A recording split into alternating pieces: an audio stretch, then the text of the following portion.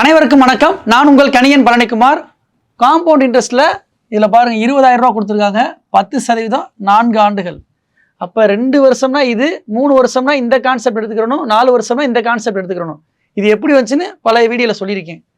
அப்போ இந்த தான் நம்ம எடுத்துக்கிறணும்ப்பா. ஓகேவா? இதில் பாருங்கள் 4 6 4 1 இது எடுத்துக்கிட்டேன்ப்பா. இதில் பாருங்கள் 20,000 ரூபாயில் 10% என்ன, இது மட்டும் நம்ம கண்டிப்பாக நம்ம தெரிஞ்சுக்கிறணும்.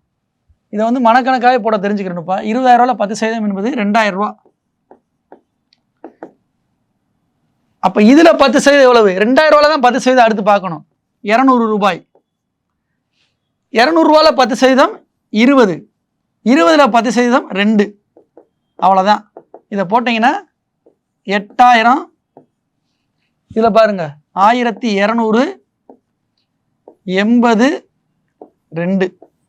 அப்போ 2829. Option A answer.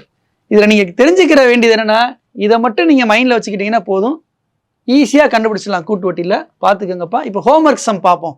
இப்போ ஹோம்ஒர்க் சம் பார்ப்போம்ப்பா. இது தெரியாதவங்க P1 + R/100 whole power n அந்த ஃபார்முலா வச்சு செஞ்சுக்கோங்கப்பா. இது ஹோம்ஒர்க் சம்மை செஞ்சு நீங்கள் கமெண்ட் செக்ஷனில் பதிவு பண்ணுங்கள். நன்றி, வணக்கம்.